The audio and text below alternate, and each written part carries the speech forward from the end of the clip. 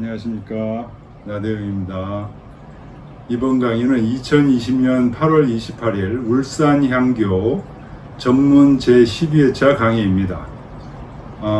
지난 7월달 강의할 때 인이란 무엇인가를 주제로 강의한 바 있습니다. 그때 여러가지 질문들이 많이 나왔었는데요, 마지막 한 질문에 대해서 충분히 답을 못 해드린 것 같아서 이 시간에 잠깐 언급을 하고 지나가겠습니다. 그때 신천지를 이단으로 보아야 되느냐 하는 요지의 질문을 하신 적이 있습니다. 어떤 종교가 정통이고 어떤 종교가 이단인지 이것을 판정하는 것은 매우 어려운 일입니다. 그리고 각 시대마다 이단들이 많이 생겨나서 그 사회를 혼란하게 만드는 일들이 자주 있었고, 그래서 누가 어떤 것이 이단이고 어떤 것이 정통인지를 구분하는 것은 매우 중요한 방법입니다.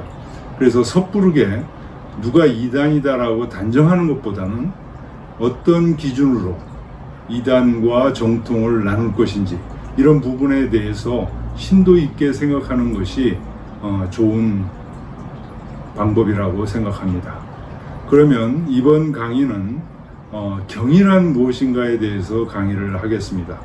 경이란 무엇인가라는 강의는 지난 강의했던 인이란 무엇인가의 강의와 매우 밀접한 관계에 있습니다. 그래서 이번 강의를 충분히 질문을 받고 이런 강좌를 진행해야 되는데, 지금 코로나가 극심해져서 부득이하게 직접 대면을 하지 못하고 이렇게 영상 강의를 통해서 강의를 하게 돼서 매우 유감으로 생각합니다. 그리고 오늘 강의할 것은 경이란 무엇인가에 대해서 강의를 할 예정입니다. 지금 경이란 무엇인가라는 강의는 지난 강의했던 인이란 무엇인가의 강의와 매우 밀접한 관계가 있습니다. 그래서 지난 시간에 강의했던 인이란 무엇인가의 강의를 좀 최대한 요약해서 다시 한번 정리를 하고 거기에 입각해서 경이란 무엇인가라는 설명을 이끌어 나가도록 하겠습니다. 이번 강의는 2020년 8월 28일 울산향교 전문 제12차 강의입니다. 이번 시간에는 경이란 무엇인가를 주제로 2시간 동안 강의를 하겠습니다.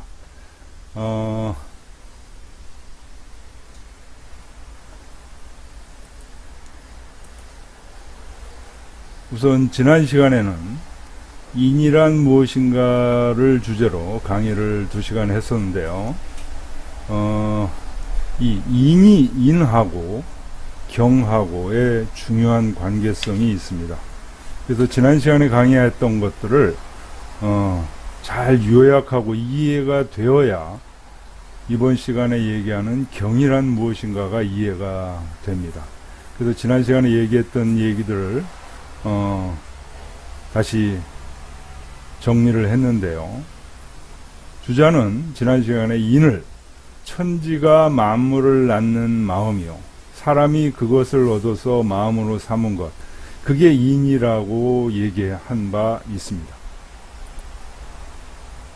여기서 만물을 낳는 천지는 과연 존재하는가? 그 만물을 낳는 천지가 없다면 인도 존재할 수가 없는 것이죠. 사람이 그것을 얻어서 마음을 삼는 것, 이게 또한 가능한가? 만물을 낳는 천지가 존재하는가? 그리고 사람이 그것을 얻어서 마음을 삼는 게 가능한가? 이 두 가지가 가능하지 않다면 주자가 얘기하는 인은 허무맹랑한 얘기가 되는 것이죠.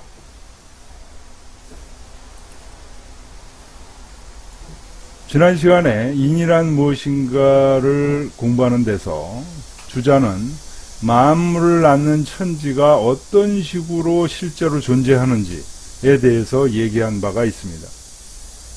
주자는 이렇게 얘기했습니다. 발하기 전에 우리의 감정이 바라기 전에 사덕이 갖추어져 있는데 오직 인만이 네 가지를 다 포괄한다.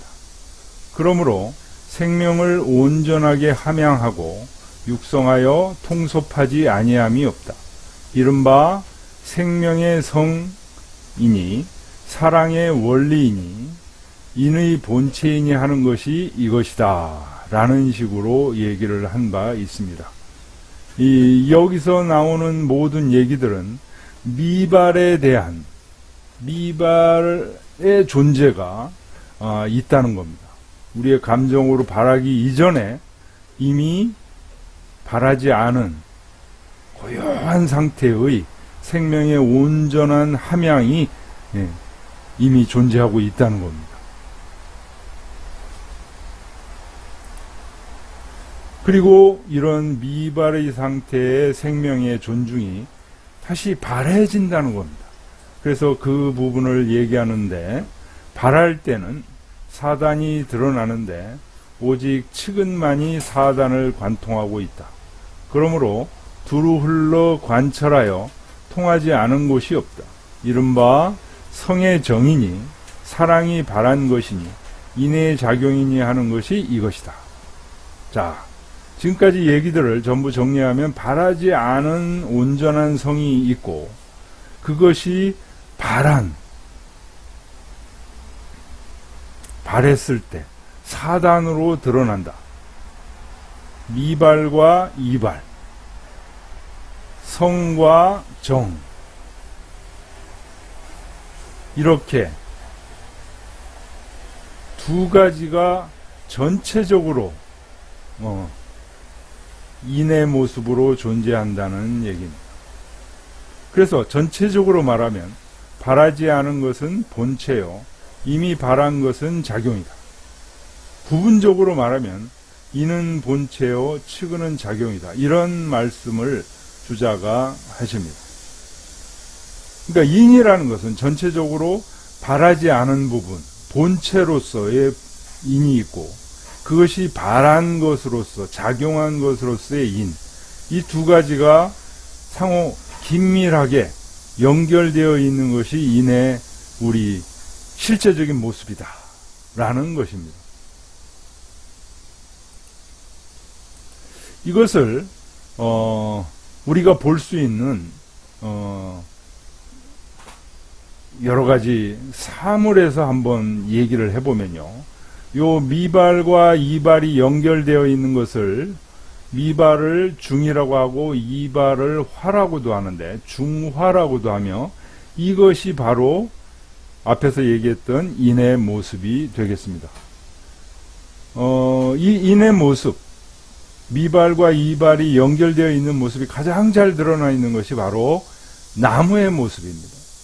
나무에게는 뿌리가 이렇게 있고 이 뿌리는 우리 눈에 보이지 않습니다. 그래서 이걸 미발이라고 하고요, 유학에서는 이걸 중이라는 모습으로 표현합니다. 그러나 이 뿌리의 영양분을 통해서 가지와 줄기와 잎이 나오게 됩니다. 이것을 이발이라고 할 수 있습니다. 그래서 나무들이 이렇게 눈에 보이지 않는 미발과 눈에 보이는 이발로 나누어져 있는데, 우리 눈에는 이 나무들이 각자의 모습으로 보이죠. 세 그루의 나무가 있는 것으로 보입니다.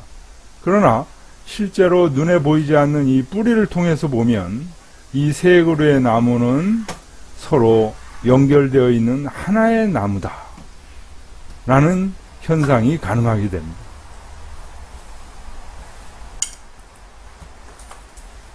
실제 우리 이 그림은 실제 자연에서 볼 수 있는 나무를 뿌리가 있는 모습으로 상정한 건데요, 뿌리가 이렇게 잘 발달되어 있는 나무는 이 열매가 굉장히 튼실하고 잎이 무성합니다. 그런데 뿌리가 제대로 발달되어 있지 못한 나무는, A와 같은 나무는 열매가 매우 부실하고 잎도 매우 제한적입니다.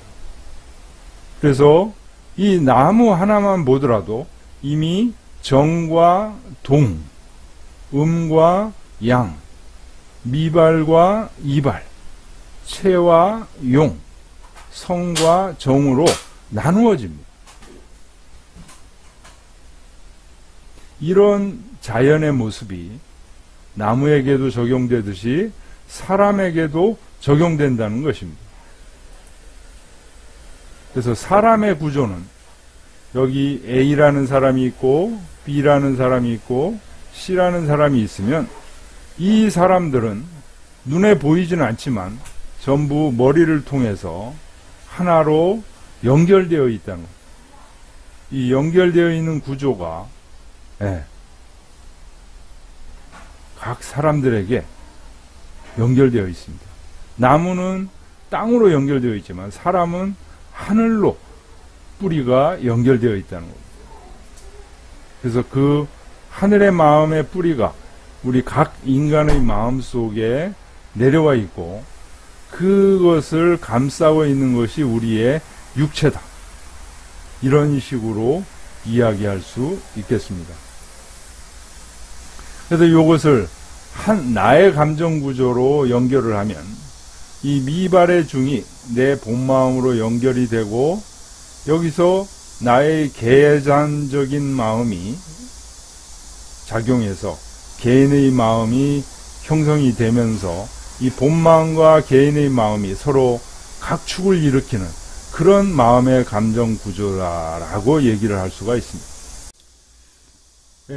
그러면 여기서 너무나 당연한 만물을 낳는 천지와 사람이 그것을 얻어서 마음을 삼는 것, 이게 왜 우리에게 이리도 낯설은 것일까? 이것이 문제입니다.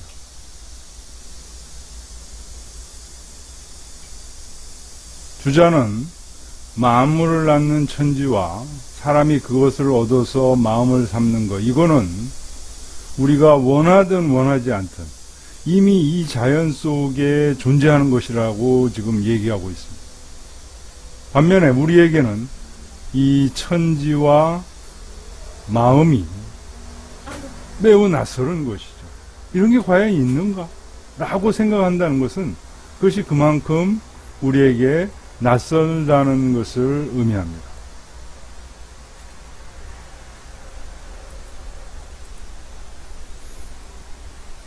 다시 한번 정리해서 풀면요. 이는 존재론적으로 이미 나에게 부여된 능력입니다. 이 능력은 우주 자연에 가득 찬 능력이며 하늘이 만물을 만들어내는 능력입니다. 그러므로 인이란 하늘의 만물을 만들어내는 능력이 나에게 있다는 것을 의미합니다.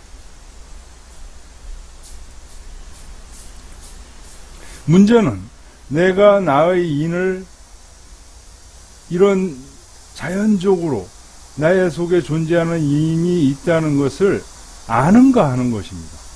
나는 내 속의 인을 분명하고 정확하게 알고 일상생활에서 이 인을 이용할 줄 아는가? 내 속의 인과 나의 관계는 자동차의 엔진과 자동차 운전자의 관계에 비길 수 있습니다. 내가 내 속의 인을 잘 알지 못하고 일상생활에서 이용할 줄 모르는 것은 마치 고성능 3000cc 자동차 엔진을 가지고 있으면서도 그것이 없다고 생각하고 500cc 오토바이 엔진만을 사용하는 것과 같습니다. 내 속의 인을 잘 알지 못하고 이용할 줄 모르게 되면 성악설에 빠지게 됩니다. 성악설이라는 것은 이미 앞에서 여러 번 설명을 했지만 비본래적인 마음을 근본적인 마음으로 여기는 것이 바로 성악설입니다. 비본래적인 마음은 우리 속에 있는 본 마음이 없다고 생각하는 이런 마음인데요. 보통 우리 마음은 이런 가려져 있다가도 다시 본마음으로 가고 이렇게 순환이 되는 경우가 많은데요. 성악설은 이것을 차단하는 역할을 하는 거죠. 그래서 이쪽 본마음이라는 것은 겨우 있거나 이렇게 잘 살펴봐야 있거나 관념적으로 있거나 추상적으로 있는 거라고 생각하는 것이 바로 성악설입니다. 가장 중요한 것은 이 육체의 욕심만이 본래 있는 거다라고 생각하는 것이 성악설입니다. 그리고 그렇게 되면 본마음은 가상의 존재, 상상의 존재가 되어버립니다.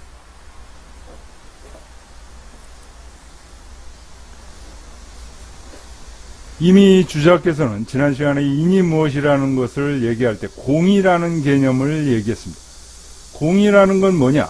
인을 체득하는 방법이니 자기를 극복하여 예로 돌아가면 인이 된다. 극기복례 위인이라고 말하는 것과 같다. 대체적으로 공적이면 어질게 되고 어질게 되면 사랑하게 된다. 효제의 인의 작용이고 선은 인을 베푸는 것이며 지각은 지의 일이다 라고 말씀하셨습니다. 여기서 공이라는 것은 인을 체득하는 방법이라는 것은 다시 말하면 여기서 말하는 공이 바로 경입니다. 즉 경은 인을 체득하는 방법입니다. 즉 경하게 되면 어질게 되고 어질게 되면 사랑하게 됩니다. 그런데 경하려면 반드시 인이 존재함을 확인해야 하고 인의 위대한 능력을 직접 활용하여서 인의 위대함을 정확하게 인식해야 합니다. 우리가 성악십도의 제9도 경제잠도와 제10도 수쿵야매잠도를 통해서 만물을 낳는 천지의 존재, 사람이 그것을 얻어서 마음을 삼는 존재, 이게 다 인이죠. 이것을 생각하면서 읽어보기로 하겠습니다. 경제잠도의 맨 첫 구절은 이렇습니다. 의관을 바르게 하고 시선을 존엄하게 하고 마음을 가라앉혀 하느님을 마주 모신 듯이 하라. 정기의관하고 존기첨시하고 잠심이거하여 대월상제하라 라고 되어 있습니다. 여기서 왜 의관을 바르게 해야 되는 것일까요? 왜 시선을 존엄하게 해야 되는 것일까요? 왜 마음을 가라앉혀 하느님을 마주보는 듯이 해야 되는 것일까요? 바로 하느님은 만물을 낳는 천지이며 내 속에 그 하느님이 있으므로 의관을 바르게 하고 시선을 존엄하게 하며 마음을 가라앉힌다는 것입니다. 그러니까 내가 만약 의관을 바르게 하지 않고 있고 시선을 존엄하게 하지 않고 있고 마음을 가라앉히지 못하고 하느님을 마주 대하 모시는 듯이 하지 못한다면 그것은 내 속에 만물을 낳는 천지가 있다고 생각하지 않기 때문에 그런 것입니다.